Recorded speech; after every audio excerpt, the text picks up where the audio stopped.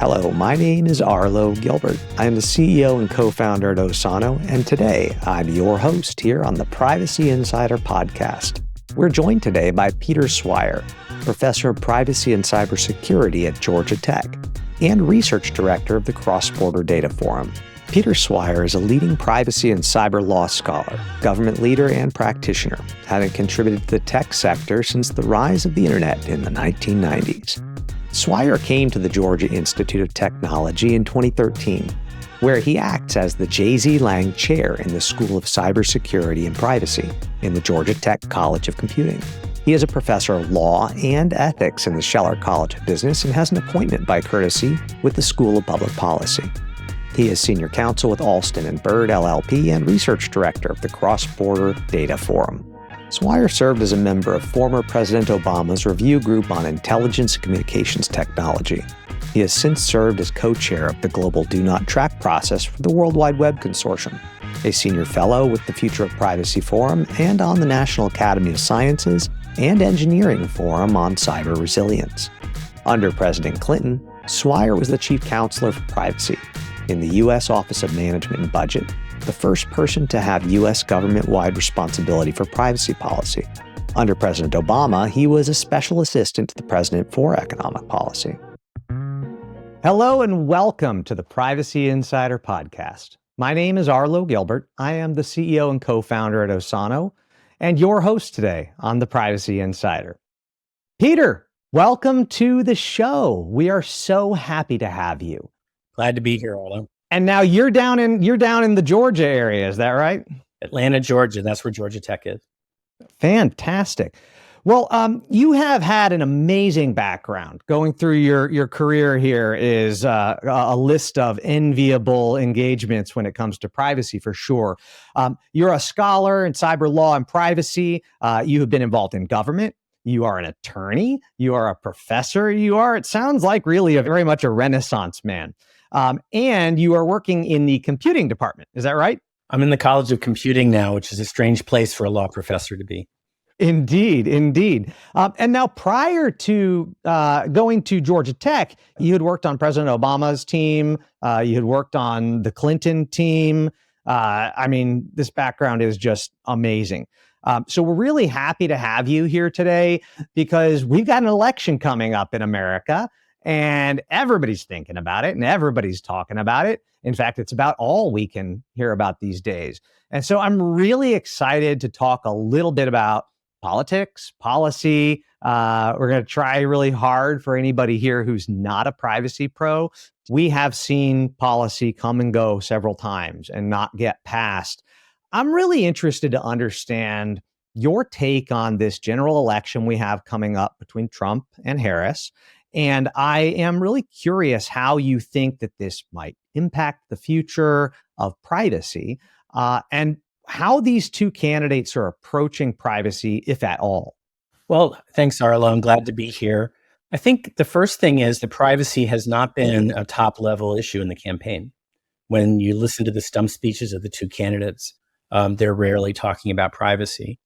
And in some ways, that shows a consensus that exists on various things. So both candidates have expressed support for a general federal privacy law. Harris has supported, for instance, some bills in Congress that would provide laws that look a little bit like the California Consumer Privacy Act. President Trump, when he was in office last time, had people in the White House working on bills that, broadly speaking, were pretty similar. There should be access to people's data. People should be able to correct their data. There should be some choice before it gets sold to third parties. So the sorts of bills we're seeing in the states are bills that there was significant support for within the Trump administration last time, and that Kamala Harris has also supported. And that's consistent with what we've seen, for instance, in the House, where there's been progress on these bills with real bipartisan work from the Republican Democrats in the House Energy and Commerce Committee. So if things ever got moving, it may be that either one of them would be willing to go along with a privacy law if Congress could get its act together. What is it that you think has made privacy not be a top of mind issue this campaign cycle versus, we saw, when we had, I think it was APRA that was looking like it had pretty strong bipartisan support, they kind of tabled it and we stopped hearing about it. Why is that? That this went from being what felt like a very hot issue a couple of years ago to being one that's not even being talked about that much on the campaign trail? Well, again, it's been a hot issue in the sense that more than a dozen states have passed big privacy laws in the last few years. And those are states that are conservative and liberal. They're Texas and California, both passing privacy laws. And I think part of it can be seen this way. If you look at it from a traditional Republican point of view, you don't want the government messing around with your home. You don't want to have your children being surveilled because the family should have some control over kids and their privacy. And from the Democratic side, the more liberal side, it tends to be we should have reasonable rules in place so consumers aren't deceived and so people get to have some control over their own lives. So within both the Democratic and Republican coalitions, there's support for some idea of a private life and some fear that technology could get out of control and something ought to be done about it. So those are things where it's not been a wedge issue where one side is demonizing the other side. Instead, all the people on both sides have families and have their own life and basically would like to have common sense protections in place. The big obstacles to passing the law tends to be in the details. These laws are incredibly complicated. So for instance, I worked in the White House under President Clinton when HIPAA was coming up, the medical privacy rule. And in those days, the Republicans had Congress and President Clinton was a Democrat. And in 1996, the Republicans in Congress passed a law that said, we're going to pass something within the next 3 years. And if we can't get our act together, then HHS, Health and Human Services, then they get the power to write a regulation. So the Republicans gave themselves 3 years to write a law that they could support. Well, they tried and they tried, but it never even got out of subcommittee in either the House or the Senate. They couldn't, it was too complicated. There were issues like abortion and what about 17-year-old girls? And do they get to disagree with their parents? But there were also other issues. And so Congress couldn't do it. It was too complicated. And instead, we ended up writing the proposed HIPAA rule in 1999. That's when I was the White House coordinator for this. And after 50,000 comments, and we responded to those comments, we got the HIPAA rule in 2000. And that's been retained by both Democrats and Republicans. It's turned out to be just part of the fabric of our life. So if we can get past the obstacles and the complexity, these rules tend to be things that people support, but it's very hard to get something so complicated through Congress. All right. Well, you have opened Pandora's box here, my friend. You mentioned the acronym of HIPAA. So I would love, because you and I talked about this a little bit in our previous meeting, but there's some healthcare stuff happening in the world right now. And I believe it centers around women's rights. And we've also seen some really weird behavior from the Texas Attorney General.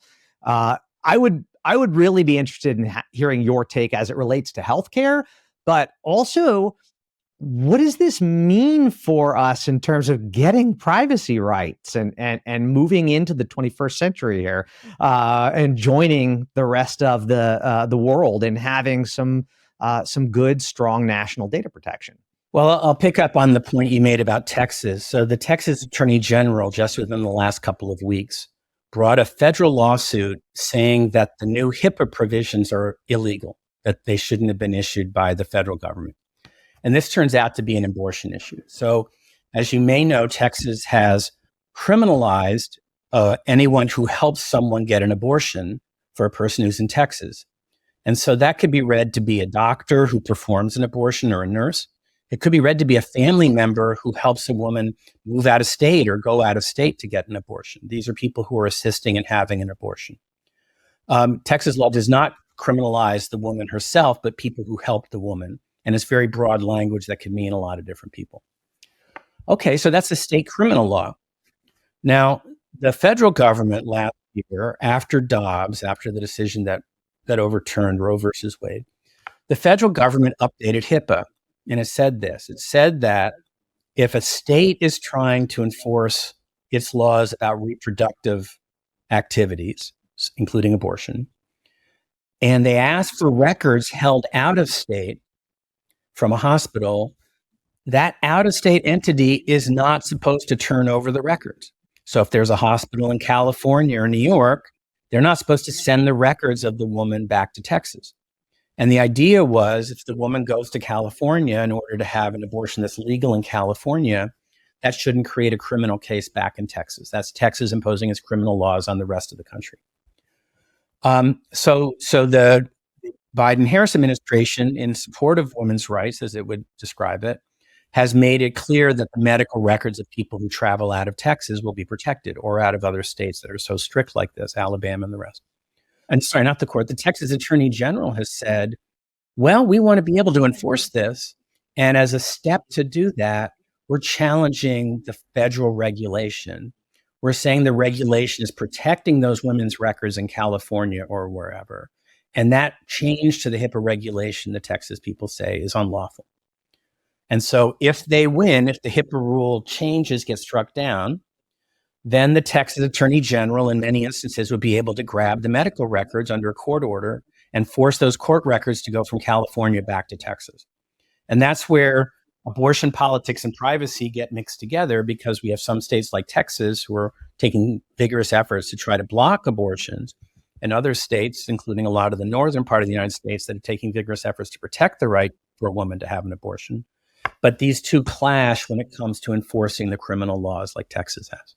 My head is just spinning over this topic. I mean, the idea that I could go to another state, talk to my doctor, and then another state can try and go and get that data about what I had conversations with in my procedures is, it's just the antithesis of what we have all agreed on for a long time now under HIPAA. The women's health care issue is top of mind for a lot of people. Do you think that this is going to drive incentives or pushback for a privacy regulation in the United States? Well, on this particular issue of reproductive records, the federal government has already put these protections in place. Now, if Mr. Trump were elected, quite possibly they'd repeal this. And they'd open the door for Texas to be able to do what it wants to do, which is grab the medical records from the other states. And Texas would say they're just enforcing their criminal laws like enforcing a murder law, and they should be able to get the records. But people in the rest of the country would say that Texas is imposing its values on the rest of the country and stopping a woman from exercising her rights in other states when they're happening outside of Texas. So when we have one big country, but people move back and forth, and states disagree so much, we have this conflict. And if the Republicans win, they're likely to do more the way that Texas likes it and not so much the way California likes it. Hey, I have a question for you, Peter. And doesn't this kind of like go to, at some level, the interstate commerce clause? I mean, I pay my doctor in California to provide me services. Do they? What grounds are there for establishing a transfer of information on those states? Is it? I mean, I know that HIPAA protects that, but what are the grounds that the Attorney General is using in their legal argument to try and support this? Because this is the first state having done this to try and challenge this regulation. So, like, what's the rationale? Well, I think the rationale is, if you think of this like a typical criminal case, there's many instances where there's a conspiracy or some business activity and Texas is trying to enforce against something. And then they're able to find a company that has jurisdiction in Texas and force that company to act. Or there's employees in Texas and they can punish the employees in Texas if they don't act. And so this happens for other kinds of crimes all the time.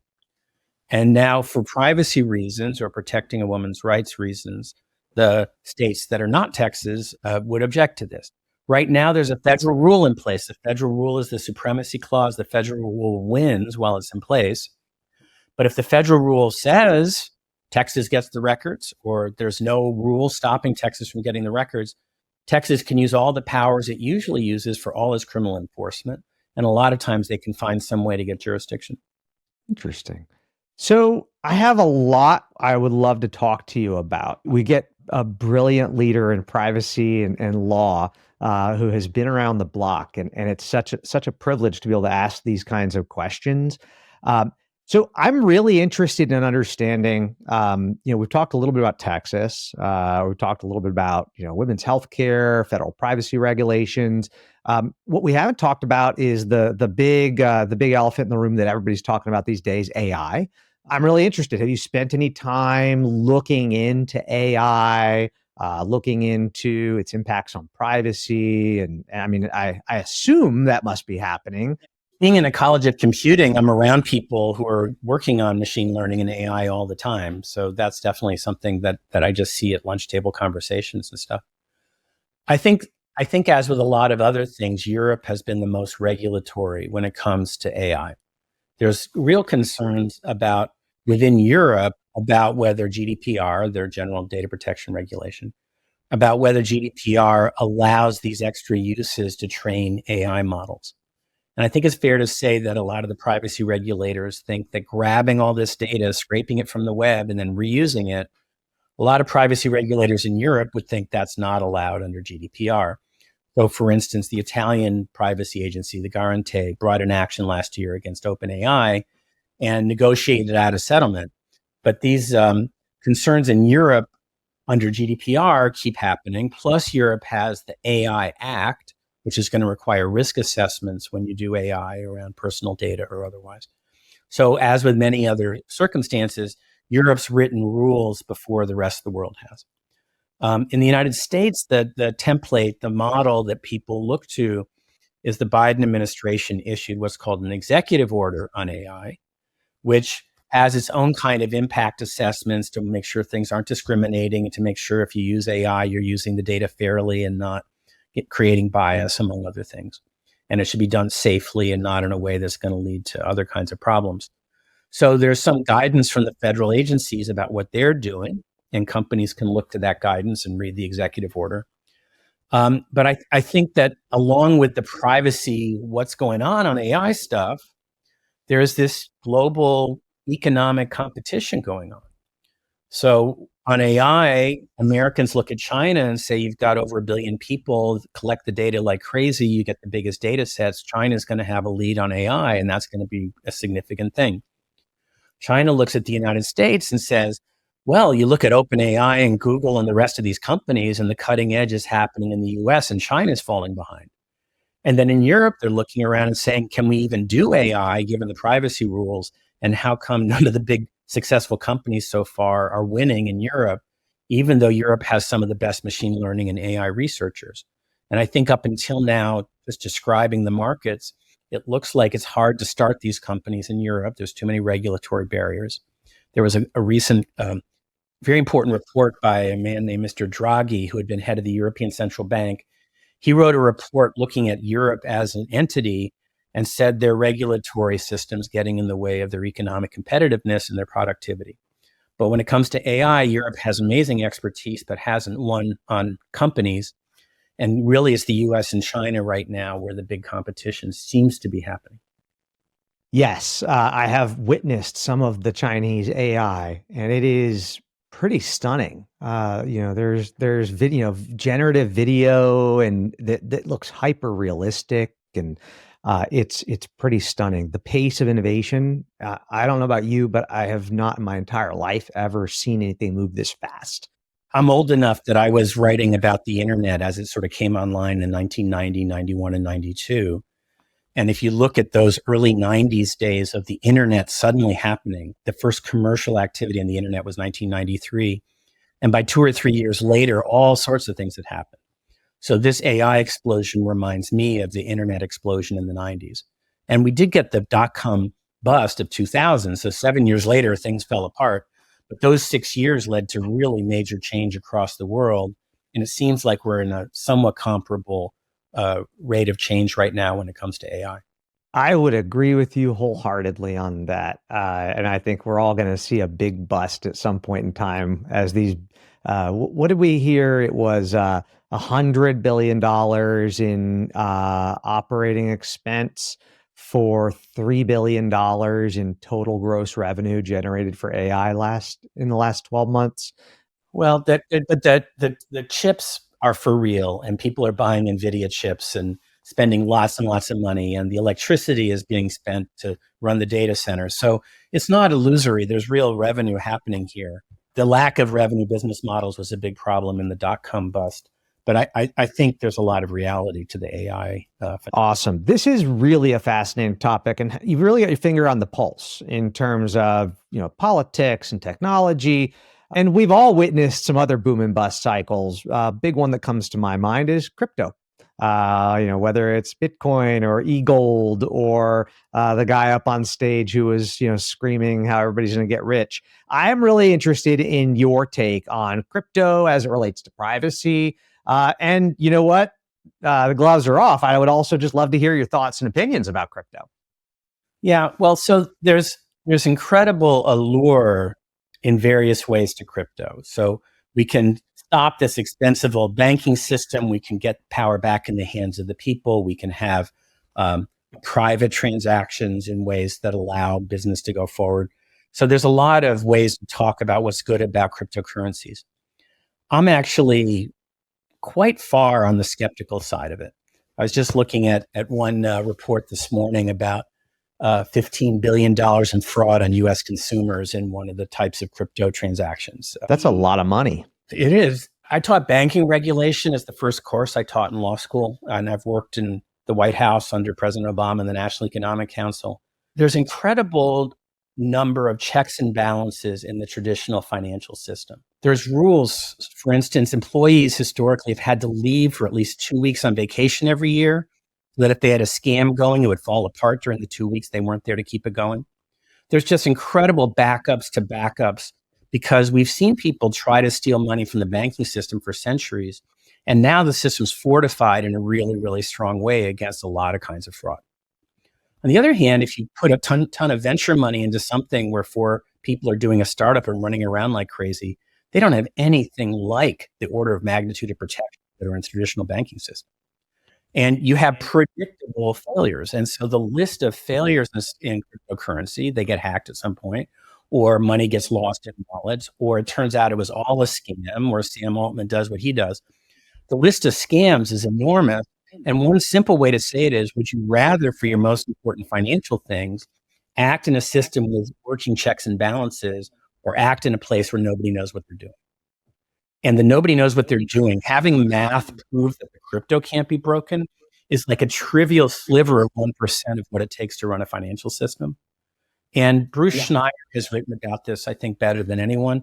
For people who are inclined to be tempted to like crypto, Bitcoin and all that, I'd go read Bruce Schneier's writing on blockchain, where he says it doesn't solve any problem that we haven't already solved, and it leads to a lot of false things that lead to a lot of problems. I'm with you. I am also a bit of a crypto skeptic. I mean, in the early 2018 era, I was like, hey, this is fun. I'll put a little bit of money in and see what happens. But, as I look back on it, it was really just gambling.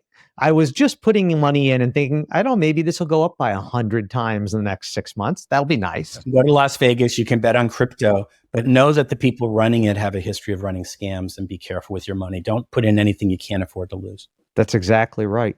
I also think it's fascinating in kind of the psychological side of things. When you think about, there's this libertarian ideal that tends to be the undercurrent in cryptocurrency, and it's a very seductive argument, right? I mean, decentralized money, no government oversight, all those kinds of things. But I come back to this question of, well, don't we want government oversight of our money? Isn't that the thing that has kept America in power for a very long time, is the fact that our currency is the universal currency of the world? Wouldn't we want to keep that? So I always find myself a little confused when I hear people talking about taking down the system, because this is the system that paves your roads and gets electricity to your house. There's a lot of history of banks where they were either regulated by the government or not, where the money was backed by the government or not. You can go through the open banking era under Andrew Jackson and have arguments about whether there should have been a national bank of the United States or not. There's plenty of history you can look through. Here's just some simple common sense things. In my world, when I make a mistake on a credit card or some merchant charges me when they shouldn't have, I have a way to challenge the transaction and reverse the transaction. And I would be very scared to go online if that weren't true, because people could just make up stuff and then I'm stuck with it. Most of the crypto systems don't have a reversible transaction.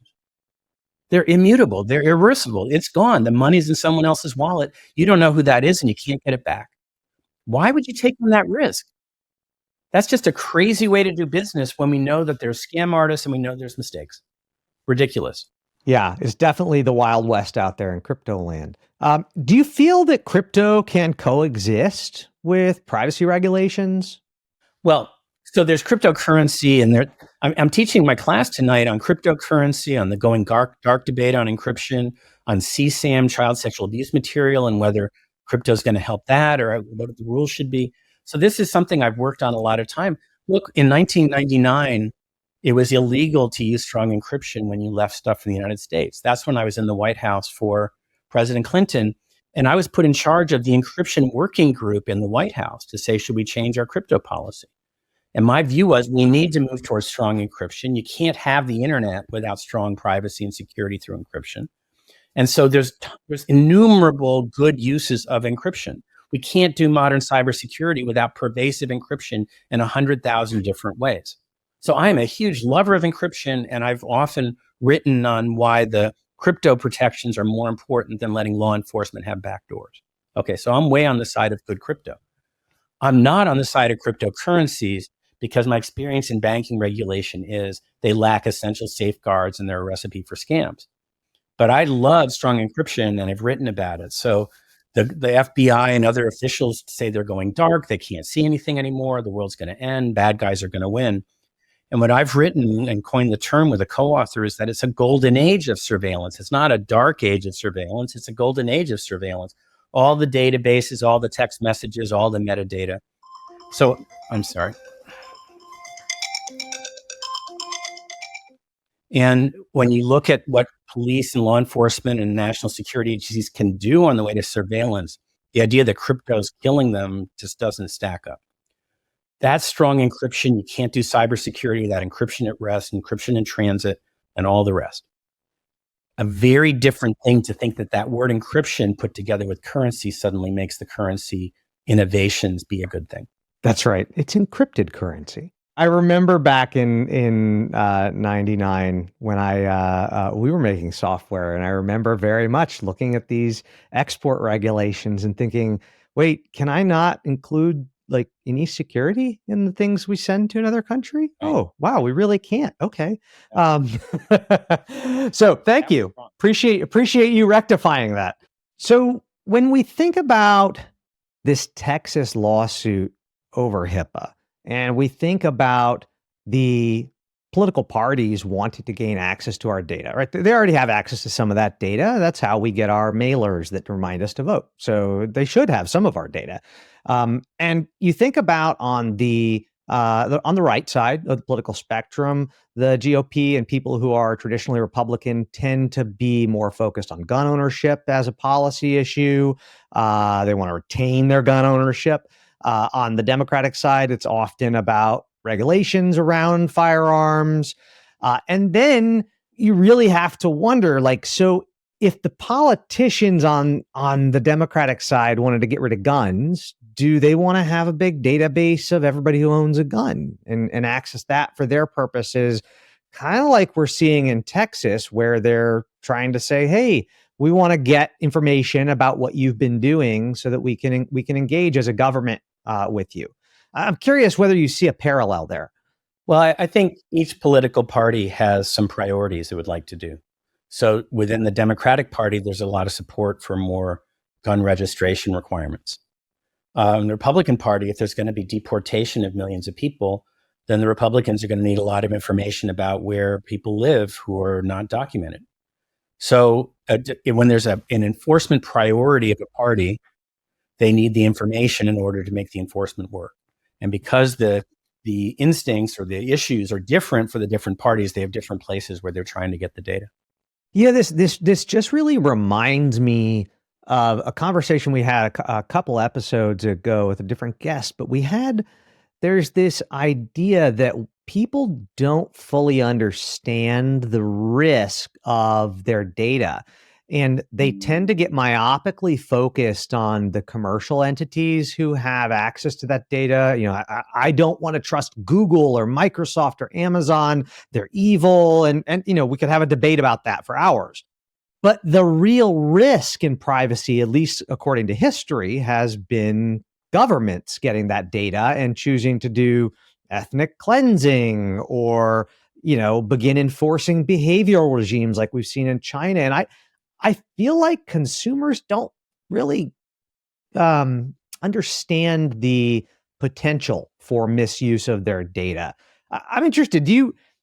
Have you ever seen anybody make a compelling argument for how to get consumers to care? Well, I thought you were going to go in the direction of should we be more afraid of the government or the industry? And I think there's reasons for both. And one reason that they're really connected is if there's a private sector database, they can sell the data to the government, or the government can get a court order and get the data. So instead of being Big Brother, Chris Hoofnagel from Berkeley's called it Big Brother's Little Helpers, and those are the private sector companies that give the data to the government.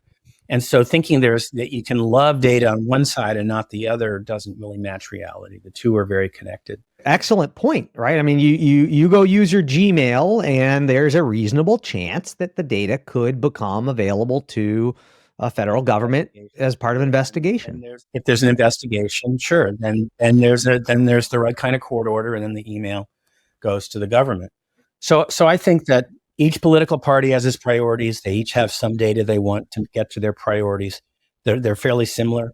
Interestingly, when it comes to Trump and Harris, they've both in the end supported the FISA regime, the Foreign Intelligence Surveillance Act regime, in pretty much the same way. They seem pretty similar on government access to data. Just like I said, they're pretty similar on the private sector comprehensive privacy ban. So except where there's one of their other sort of priority issues, there's more similarity coming out of the election on privacy than other things. So, Peter, you have had an amazing background, and you've had a journey through politics and education, law. I think a lot of people envy the kinds of exposure you've gotten to power and policy. How did you get there? I mean, did you wake up one day when you were a teenager and say, I want to be a cybersecurity and law professor? Or, I mean, what got you there? Yeah, there was no such thing. I graduated college in 1980. I'm on the older side of these conversations. There was no such job to be had. Look, in the early 90s, I was a law professor, and I started to write about the law of cyberspace. I had to define cyberspace in the first paragraph because people didn't know what it was. And cyberspace has all this ability to share data. And then people said to me, hey, Peter, isn't there going to be a privacy problem if we're sharing all this data? So then I started digging in on the privacy side, and I got stuck. So by the mid 90s, I was researching a book on Europe and the United States. Europe has stricter privacy laws than the United States. And I wrote a book in 1998 for the Brookings Institution called None of Your Business, which coincidentally or not is the name of Max Schrems's group now.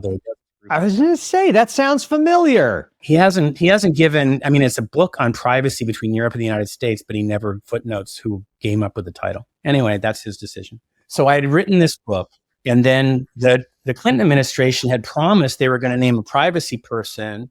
And the person they thought they were going to name didn't take the job. They got into a disagreement. So now they had a promise out there heading into 1999 and no privacy person. And I just written a book on the topic. And it was a book that said there's lots of reasons to use data and collect data, and there's lots of reasons to have privacy. And you really got to think through both sides of that. And there weren't so many people out there who could do that. And I had worked in Washington as a young lawyer and sort of knew Washington stuff. So I got an interview, and they ended up hiring me. So in 1999, at the beginning of the year, I became chief counselor for privacy in the U.S. Office of Management and Budget. And I was the first person to have privacy policy as a lead for the U.S. government. And that was HIPAA, it was Gramm-Leach-Bliley, it was encryption, it was national security surveillance, it was a lot of other things. And at that point, I'd sort of done all the issues, and I've been able to have a really nice ride since then. Wow. That is super cool. So did you ever get to meet Bill or Hillary while you were working there? Yeah, I've got the pictures. I was my family and I were at the radio show, sitting on the carpet in the West Wing, and we did a West Wing ceremony for the HIPAA proposed privacy rule and stuff like that. That is amazing. I love, one of the things I love about privacy, Peter, is just everybody kind of gets into it in a different way, right? I mean, there's a career path to become an orthodontist. There's a career path to become a litigator. There's not a career path for privacy, really. I think there is much more now. You can take your CIPP US certification or get other certifications, and it shows you care. And then you go to some conferences, and then hopefully you get a job. So I have a bunch of students who've gotten to work in the field, mostly by studying it, showing that they know something about it, and then somebody needs their help and they get hired. Yeah, it's exciting to see the field, and we're seeing a little bit of change, right? We're starting to see more engagement from the commercial side under the CISO's office, as opposed to the legal teams. That's shifting a little bit, and privacy engineering is a bigger thing. Yep. Yeah. So it does seem like it's starting to get the stamp of approval by companies that this is a real category that exists, and it'll be exciting to see where it goes. One of the things we like to do on this show is we like to talk to the people. There's a lot of policy, there are a lot of acronyms, but it's pretty easy as a privacy professional to come across as being the wet blanket, right? We're always the ones who are saying no and telling people how to not do it, but we're people too. And so, I have volunteered my own guilty pleasures of, I love watching videos online. I'm pretty quick to fill them out. Is there anything that you do in your personal life that you might say is probably not the best privacy choice, but at least you have the choice? Yeah, you warned me you might ask me something like this, and here's what I'll say.